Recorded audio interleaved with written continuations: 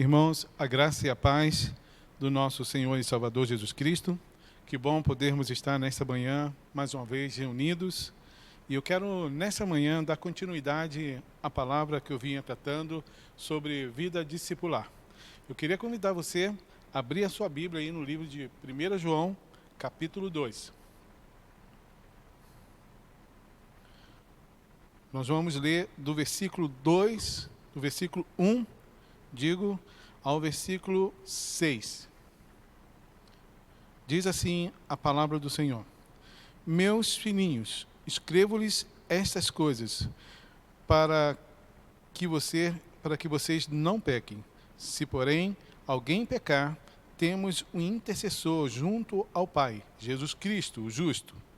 Ele é a propiciação pelos nossos pecados, e não somente pelos nossos, mas também pelos pecados de todo o mundo.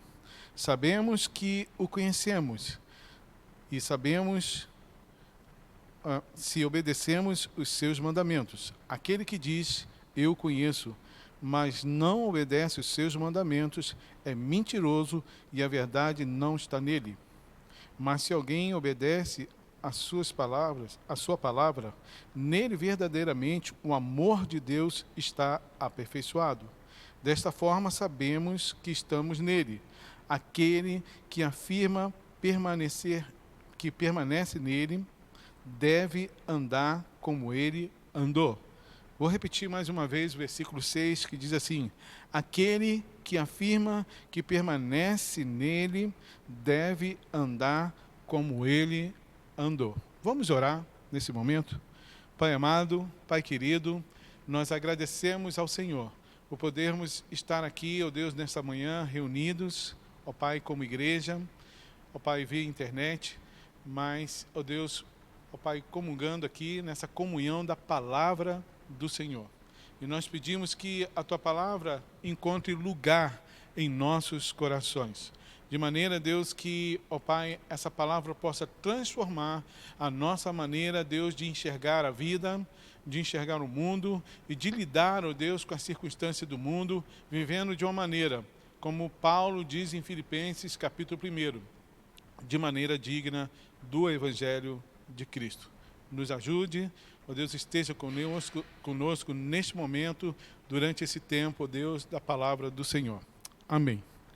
Irmãos queridos, nós vínhamos falando sobre vida discipular e vamos dar continuidade a respeito disso.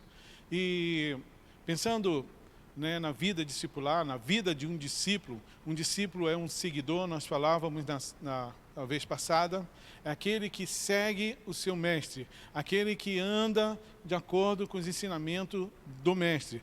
E nós falamos na vez passada que a pedagogia de Jesus, né, é pelo exemplo. Jesus ensinava pelo exemplo, ele dava o exemplo. Então, como é que os discípulos aprenderam a amar, né? Vendo Jesus amando. Como é que os discípulos aprenderam a perdoar?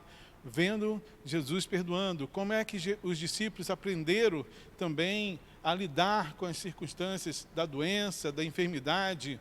E nós vamos ver que foi da maneira como Jesus ensinou. Nós vamos perceber que os discípulos também fizeram muitos sinais, muitos prodígios, curaram muitas pessoas pelo poder do Espírito Santo e pela autoridade, né, do nome do nosso Senhor e Salvador Jesus Cristo. Bom, queridos, nesse texto que nós lemos, né, João vem trazendo essa exortação aos irmãos, e ele vai tratando, e um trato, né, que ele traz aqui, chamando os irmãos da igreja de filhinhos, né, um cuidado, um zelo, um amor que ele tinha para com os irmãos. E ele vai dizer que se alguém pecar, se alguém cometer algum erro, temos um intercessor junto ao Pai, Jesus Cristo, o justo. Significa que Jesus tem a completa entendimento de que um discípulo, ele é passivo sim de cometer erros e falhas. Jesus não espera de nós que nós, querido, sejamos totalmente perfeitos. Nós somos humanos. E nessa humanidade, querido, que nós temos, cometemos sim falhas e erros. Às vezes não são falhas nem erros grosseiros, mas de alguma maneira, de alguma forma, nós acabamos tropeçando de alguma maneira, como Tiago coloca em sua carta, dizendo que muitos tropeçam de muitas maneiras, de muitas formas, mas se alguém não tropeça no falar, esse homem é um homem perfeito, ou seja, um homem maduro. E a ideia, né, que João traz aqui é chamando, né, os irmãos de filhinhos, né, são pessoas, né, no trato, são recém-convertidos, talvez, e ele chama de filhinhos porque ele já é um homem muito experiente na fé. Então, ele escreve essa carta para a igreja nesse trato de amor, de cuidado. Quando você, querido, trata com a criança, você precisa tratar com ela, né, com muito cuidado. Porque a criança comete muitos erros. Você diz não para ela, mas ela vai lá e faz aquilo que você disse para ela não fazer. É nesse trato, nesse amor, nesse cuidado que João também está tratando com a igreja. Mas ele fala algo aqui muito importante, que Jesus, né, ele está ali para advogar a respeito de nós. Ele é o nosso intercessor. Eu queria, né, dizer uma coisa que é importante, porque João fala isso aqui, e Paulo lá na carta, né, aos Romanos, no capítulo 8, ele também vai dizer que Jesus Cristo intercede por nós. Jesus Cristo, o nosso Senhor e nosso Salvador, ele é comprometido, né, com seus discípulos. Ele é comprometido, o Pai é comprometido com seus filhos. Queridos, há um comprometimento de Deus para conosco, aqueles que se arrependem, aqueles que recebem a Jesus como Senhor e Salvador de suas vidas. Há um comprometimento da Trindade. Veja bem, o Pai nos amou, Cristo se fez carne, morreu por nossos pecados, e o Espírito Santo, querido, veio habitar em nós, para nos capacitar a viver uma vida digna do Evangelho de Cristo, para sermos a expressão de Deus nessa terra. Então, Cristo não está de braços cruzados, o Pai, o Filho e o Espírito Santo não estão de braços cruzados na eternidade, esperando, né, que nós sejamos perfeitos, mas Ele, né, se coloca numa posição de intercessor, de, né, clamar ao Pai, de olhar por nós, de advogar ao nosso respeito como filhos de Deus nessa terra. E não somente, ele não diz somente por nós, ele diz o pecado, né, de todo o mundo. Então, Jesus Cristo está ali e ele foi a propiciação não somente pelos nossos pecados. Se você cometer um pecado, um erro, querido, pode chegar diante de Deus, se arrependa, peça a Deus, confessa o seu pecado, querido, e volte, né, a viver em santidade. É isso que Deus espera de mim e de você. Bom, o texto segue e João vai dizer algo muito importante, porque muitas pessoas dizem crer em Deus, dizem ter fé em Deus, mas no versículo 3, João vai dizer o seguinte: sabemos que o conhecemos. Olha, eu quero dizer algo para você. A palavra conhecimento no grego, ela tem um sentido de experimentar. É um sentido, querido, de saber, não apenas, a palavra conhecimento no grego tem um sentido de conhecimento, razão. Mas a palavra conhecimento no hebraico, ela tem um sentido de experimentar. Por isso que Jesus vai dizer, conhecereis a verdade e a verdade vos libertará. Tem sentido de se relacionar, né, de relação, de comunhão. Por isso que João vai dizer no capítulo 1, no versículo 3, ele diz, a nossa comunhão é com o Pai. Não tem como uma pessoa conhecer a outra se ela não convivendo, se relacionando. É nesse relacionamento íntimo, né? E a palavra conhecimento no hebraico tem esse sentido. Por exemplo, quando você vai lá no livro de Gênesis, você vai ver que Deus fez o homem e a mulher, né, apresentou a mulher para o homem, e Adão vai dizer aquela frase que Jesus repete lá no Sermão do Monte, né, quando ele diz assim, esta é a varoa, porque do varão foi tirado.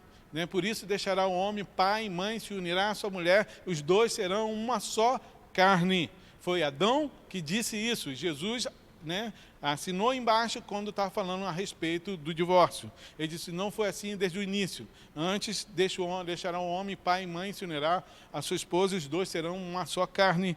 Bom, querido, nesse relacionamento de intimidade, eu pergunto para você, Adão já conhecia Eva? Conhecia. Mais adiante, vai dizer que Adão conheceu Eva, e Eva concebeu e teve um filho. Essa palavra, conhecimento, fala de intimidade, de relacionamento íntimo. Então, no versículo 3, aqui de João, da carta de João, primeira carta de João, ele vai dizer, sabemos que o conhecemos. Há uma proposta de se relacionar. Nós conhecemos se obedecemos os seus mandamentos, se nós obedecemos aquilo que Jesus nos ordenou. Né? Lembra, amado irmão, amado e querido irmão, você que está nos assistindo, né, que há uma pessoa que diz que tem fé em Deus, mas não acolhe os ensinamentos, não acolhe, né, aquilo que Deus deixou para nós, os valores espirituais, os valores morais, né, para a nossa vida, para a nossa convivência, para o nosso relacionamento conjugal, para o nosso relacionamento social, que eu não acolho os ensinamentos que Deus deixou para nós. Querido, essa fé é uma fé duvidosa. Esse crer em Deus é um crer, assim, querido, que não tem muito sentido. Eu posso dizer, eu creio em Deus, mas Ele não serve para mim.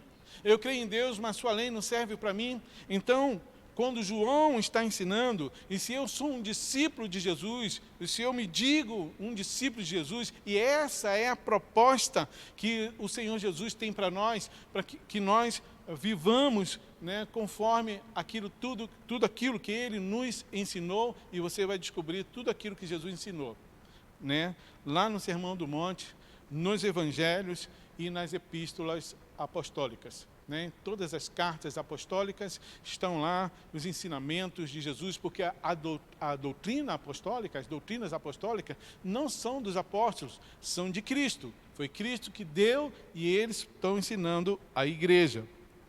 Bom, queridos, então ele diz, olha, sabemos que o conhecemos se obedecemos os seus mandamentos.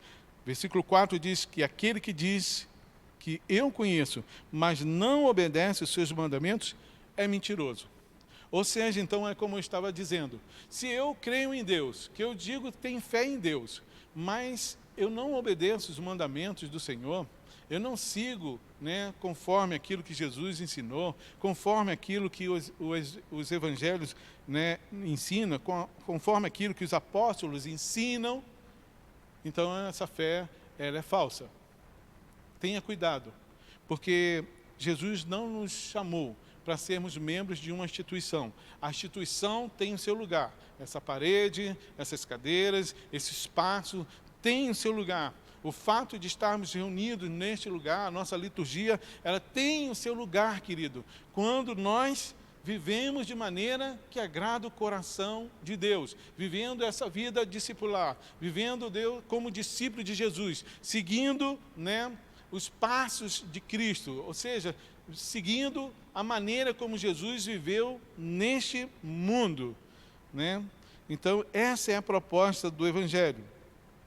Bom, ele vai dizer que é mentiroso e a verdade não está nele. Lembra, querido, que a verdade é o próprio Cristo. Se alguém diz que obedece, que tem fé em Deus, mas não obedece, né, os seus mandamentos, diz que a verdade não está nele. E Jesus vai dizer nos evangelhos, eu sou a verdade, eu sou o caminho, eu sou a vida. Ninguém vem ao Pai a não ser por mim. Queridos, falta a presença de Deus, falta a presença de Cristo. Então é uma fé, é uma falácia, é uma fé de boca para fora. É um crer em Deus sem ter intimidade, sem ter relacionamento. E a proposta, de Deus para nós, quando Ele nos amou de tal maneira, como João coloca lá no Evangelho, né? Ele fala que Deus nos amou de tal maneira, e esse amor foi no sentido de nos atrair para Ele, para que nós possamos viver nessa vida, nesse relacionamento íntimo com Deus. Porque lá também no Evangelho, no capítulo 1, como o pastor Yukias pregou domingos atrás, ele estava dizendo exatamente isso, né? Capítulo 1 do Evangelho de João, versículo 12, vai dizer que ele veio para o que eram seus, e os seus os rejeitaram. Mas a todos quantos receberam, deu-lhes o direito de serem feitos filhos de Deus. Deu-lhes o direito de serem filhos de Deus. E João vai dizer aqui, na sua epístola, na primeira epístola, capítulo 3, versículo 1, vede que grande amor tem nos concedido o Pai de sermos feitos filhos de Deus, o que de fato somos. Querido, quando a palavra de Deus, né, e quando João está ensinando a respeito disso, falando que somos filhos de Deus, queridos, fala de um relacionamento íntimo. A família se conhece. Você conhece o seu pai, você conhece a sua mãe, o marido conhece a sua esposa, o filho conhece o seu pai, conhece o temperamento, conhece o jeito, conhece o gosto, sabe aquilo que gosta, que não gosta. É assim dentro do relacionamento familiar. As pessoas de fora não sabem. Mas quem convive dentro de um relacionamento íntimo, sabe, né, o gosto de cada um, aquilo que um não gosta, sabe os temperamentos, sabe lidar com a pessoa, conhece. E esse é o sentido. E quando João diz que a nossa comunhão é com o Pai, e ele diz que aquele sabemos que o conhecemos quando obedecemos, nos chama para essa intimidade com Deus, para esse relacionamento íntimo com Deus.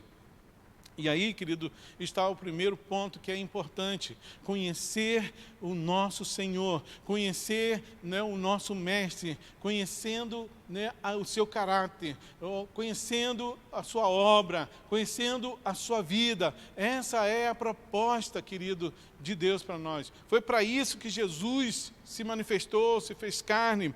E eu queria convidar para você abrir a sua Bíblia aí em Filipenses, capítulo 2. Só para que nós possamos ver o quanto Paulo expressa isso tão bem aqui no capítulo 2, porque no capítulo 1 ele vai dizer que nós devemos viver de maneira digna do Evangelho. Se você ler o capítulo 1, você vai ver que a finalidade pelo qual Paulo está escrevendo é para que a igreja viva de modo digno do Evangelho. No capítulo 2 de Filipenses, Paulo vai dizer o seguinte, logo no versículo 1: se por estarmos em Cristo, nós temos alguma motivação, alguma exortação de amor, alguma comunhão, está vendo? Comunhão, ou seja, um relacionamento, né, no Espírito. Ou se nós comungamos do mesmo Espírito, o Espírito de Deus, o Espírito que testifica com o nosso Espírito que somos filhos de Deus, ele vai dizer o seguinte, né?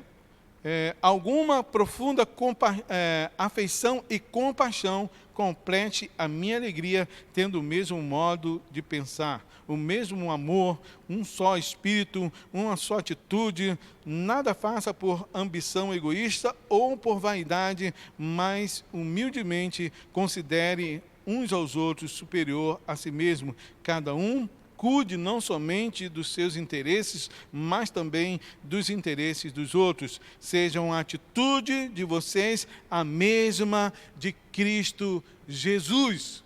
O tempo todo, tanto os apóstolos, né, os evangelistas, os apóstolos vão nos mostrar que Cristo é o modelo. Cristo é o nosso modelo, Cristo é o nosso mestre, e nós devemos seguir andando, vivendo como Cristo viveu nesse mundo. Essa é a proposta de Deus. E eu quero dizer para você, irmão, que Deus, ele está pronto.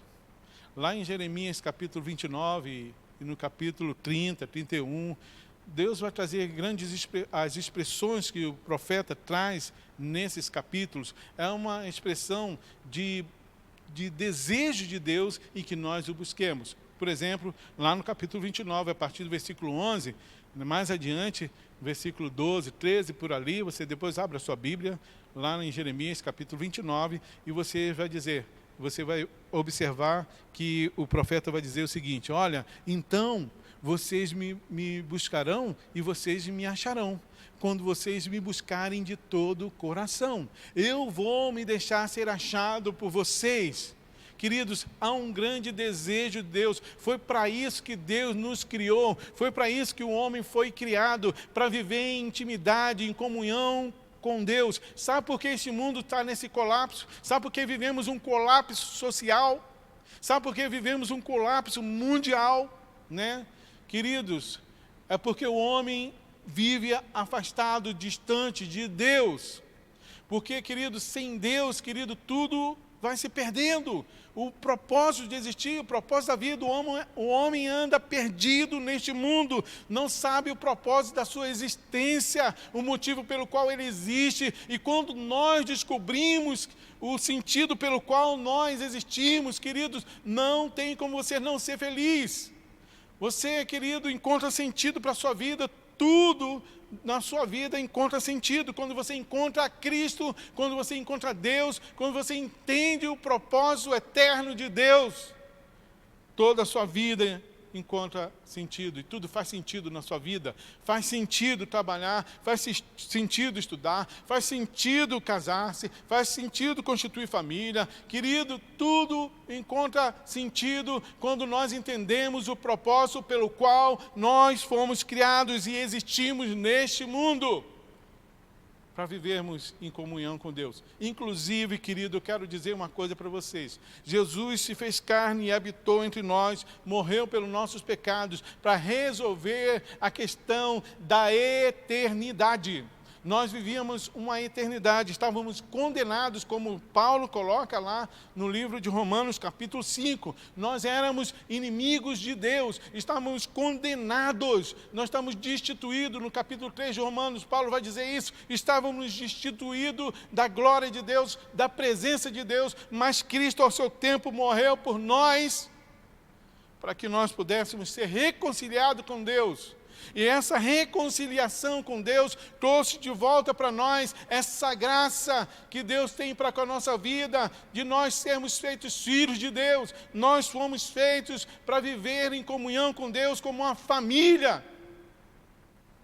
Por isso que Paulo também vai dizer no capítulo 8 de Romanos, que o propósito de Deus é ter uma família de muitos filhos semelhantes a Jesus, a fim de que ele seja o primogênito entre muitos irmãos. Queridos, o propósito de Deus é que nós vivamos nessa comunhão. E Jesus veio, se fez carne para nos dar o exemplo de amar o Pai. O tempo todo Jesus viveu neste mundo para a glória do Pai, para honrar o Pai. Ele diz: eu não vim buscar a minha glória, eu não vim fazer a minha vontade, mas fazer a vontade do meu Pai que está nos céus.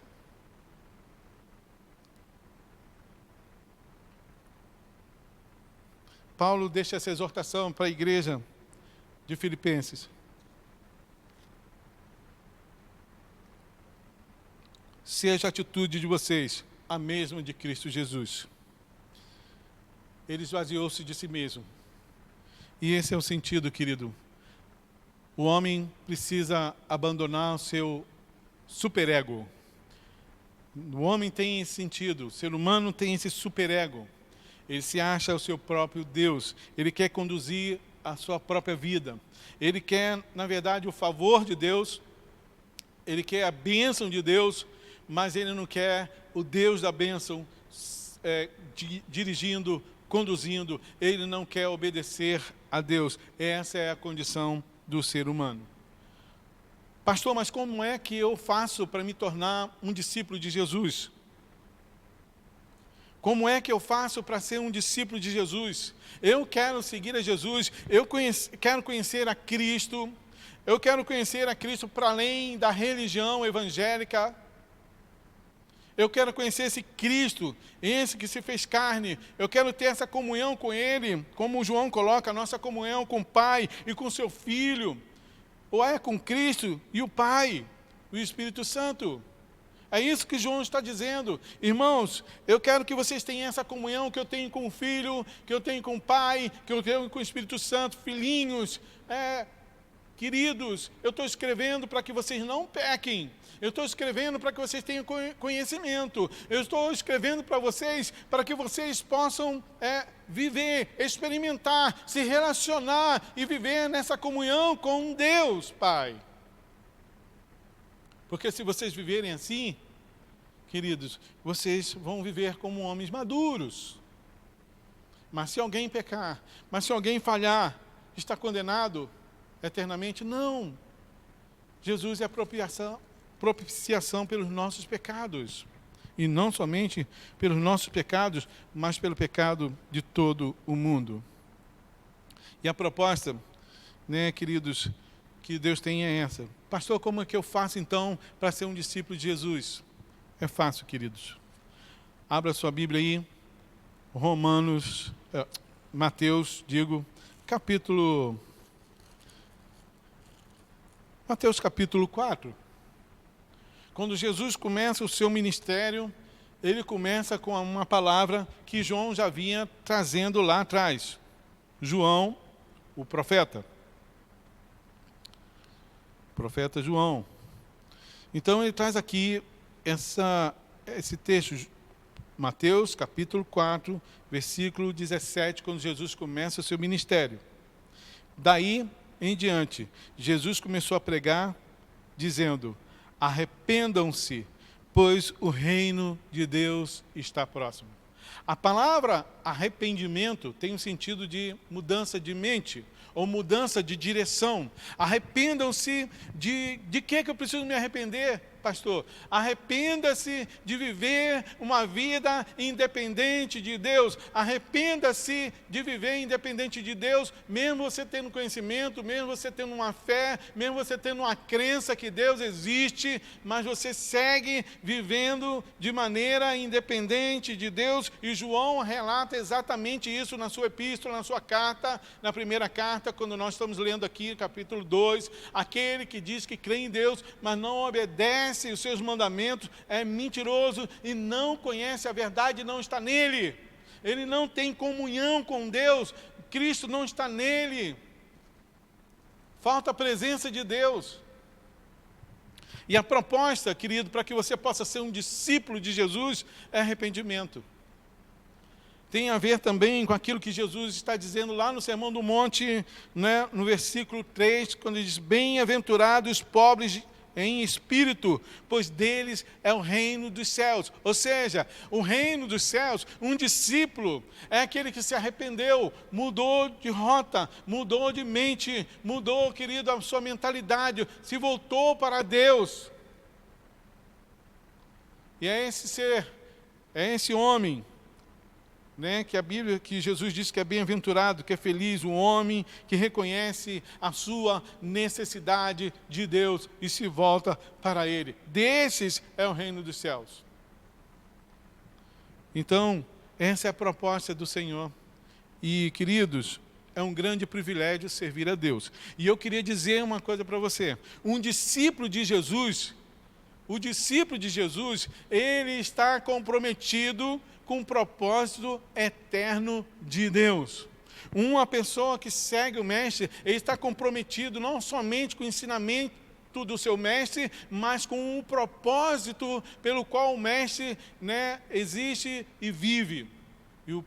E Jesus vai dizer que ele vive pelo reino de Deus. É isso que ele está dizendo. É chegado o reino de Deus. É chegado o governo de Deus. É chegado o governo de Deus sobre a sua vida, sobre este mundo. É chegado o reino de Deus. Arrependam-se. A proposta para um discípulo, se você quiser ser um discípulo de Jesus, você tem que saber que você tem esse privilégio e essa prerrogativa de, se arrependendo, se tornar filho de Deus pelo sacrifício da cruz do Calvário. E isso é um grande privilégio que Deus dá para mim e para você. De começarmos uma vida de intimidade com Deus neste mundo, nessa vida e pela eternidade. E isso é um grande privilégio. Um discípulo de Jesus está comprometido, então, com a missão de Cristo. Jesus diz o seguinte lá em João, no Evangelho de João, capítulo 15, versículo 16, ele diz: não foste vós que escolheste a mim, mas eu escolhi a vós outros e vos designei, para que vades e deis frutos e os vossos frutos permaneçam. Queridos, você não é apenas você que decide, mas Deus te escolhe, Deus te dá uma missão. Lá no capítulo 28 de Mateus, 18 a 20, Jesus vai dizer: ide por todo o mundo e pregai o evangelho a toda a criatura, ensinando-os e batizando-os, batizando-os e ensinando-os. Queridos, é nesse sentido. E Jesus disse: eis que estou convosco todos os dias. Quando eu recebo a Jesus como meu Senhor e passo a ser um discípulo de Jesus, eu me comprometo com a missão e a obra redentora de Cristo. E Paulo vai colocar lá em 2 Coríntios, capítulo 5, que Deus nos deu o evangelho da reconciliação, ou seja, a palavra da reconciliação, e nos deu o ministério da reconciliação.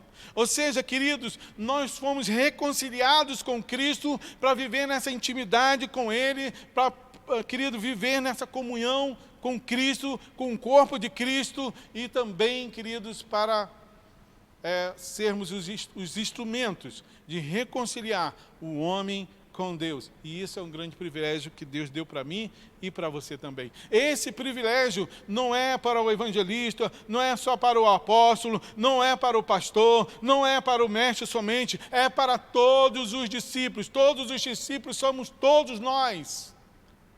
A palavra de Deus diz que Deus deu uns para apóstolos, outro para profetas, outro para evangelistas, pastores e mestres, com o fim de o aperfeiçoamento dos santos para a obra do ministério. O pastor, o apóstolo, o profeta, ele tem o seu lugar no corpo de Cristo para ensinar e preparar os irmãos para a obra do ministério. A obra do ministério é feita por todos aqueles que são discípulos de Jesus. E essa é a chamada que Deus tem para mim e para você nesse tempo. Nós precisamos proclamar o evangelho da salvação, da graça, da redenção de Cristo Jesus. E esse é o segundo ponto. Primeiro ponto, eu me torno um discípulo de Jesus. Eu desfruto, querido, da comunhão, da intimidade com Deus, da comunhão com o corpo, com os irmãos.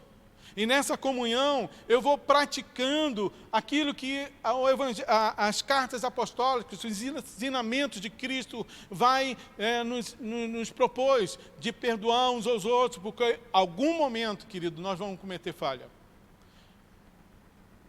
Como Jesus disse, aquele que não tem pecado, atire a primeira pedra. Tem gente atirando pedra, É fácil tirar pedra, irmão.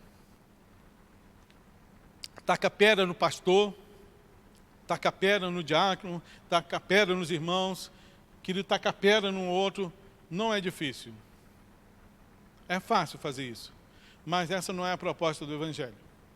E se você está fazendo isso, é porque você não se arrependeu. É porque você ainda, querido, precisa se arrepender. A vida não é assim. Quando eu entrego a minha vida a Cristo, querido, eu lanço fora. Um discípulo que encontra Cristo, ele vai se despir do seu velho homem. E é exatamente isso que Paulo está tratando lá em Colossenses, em Filipenses, lá em Efésios. Ele vai dizer lá em Colossenses, então, no capítulo 3, que nós devemos, queridos, pensar nas coisas do alto, e uma vez focado no alto, ou seja, na pessoa de Cristo, na pessoa de Deus, nós devemos nos despir do velho homem.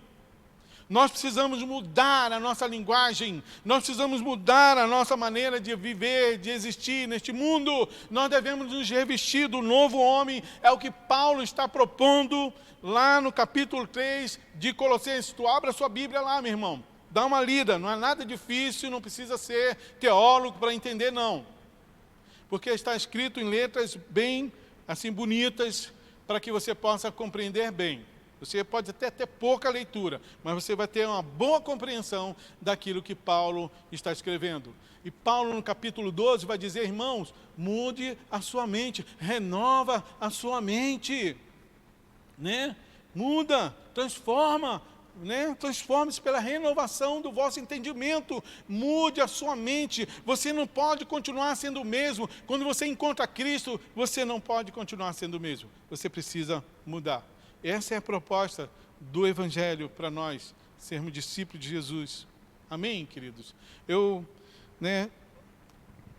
ia falar pouco, mas o pastor parece o homem da cobra, fala demais, né? Queridos, é muito empolgante falar sobre isso, mas nós precisamos vivenciar isso. Amém? Quero deixar então, nessa manhã, e talvez, quem sabe, no domingo que vem, nós vamos dar continuidade a essa palavra, para que nós possamos entender o que é um discípulo de Jesus. O que é um discípulo? Se questione aí. O que é ser discípulo de Jesus? Será que eu sou um discípulo de Jesus? Você é um discípulo de Jesus? Ou você é apenas um membro de uma instituição religiosa com um nome bonito? Tem muitos nomes bonitos, tem uns nomes esquisitos à beça, mas tem uns nomes aí até muito significativos, né? Eu não vou citar nenhum nome, né? Mas até o nosso mesmo aqui, Igreja Batista. Olha, nome bonito, né? Tem a ver, né, com o Evangelho, com aquele que deixou escrito o Evangelho de João, né, com o ministério de João Batista, o evangelista. A Igreja Batista tem esse sentido. Queridos, é um nome bonito, mas não adianta fazer parte de uma igreja, de uma instituição, se nós não tivermos essa comunhão com o Pai, com o Filho, com o Espírito Santo, e essa comunhão uns com os outros, e vivermos com esse entendimento, né, de que nós fomos salvos para viver uma nova vida, uma vida que anda e coaduna com a palavra e os ensinamentos do nosso Senhor e Salvador Jesus Cristo, e que os apóstolos deixaram para nós. Queria orar com você neste momento. Pai amado, Pai querido, obrigado por esse tempo em que nós podemos estar aqui reunidos, ó Deus, falando da palavra do Senhor. É uma escola bíblica dominical. Deveria estar ensinando, mas parece que eu estou pregando. Bom, o fato é que a Tua palavra está sendo, ó Pai, anunciada, ó Deus, aberta, para que nós possamos viver uma vida digna do Evangelho de Cristo. Dessa maneira, a nossa luz possa brilhar neste mundo, como o Senhor mesmo disse, né? Que nós devemos ser a luz deste mundo e o sal desta terra. Então, nos ajude, à luz da Tua palavra, com a mudança de vida, entendendo o que é um discípulo de Jesus, entendendo o que é ser um filho de Deus, manifestarmos a vida do Senhor, a graça do Senhor, e sermos esses instrumentos que o Senhor nos dá o privilégio de ser, ó Deus, de reconciliar os homens contigo. Usa a nossa vida. Nós pedimos a Ti, no nome de Jesus. Que Deus te abençoe nesse dia. Fique na paz.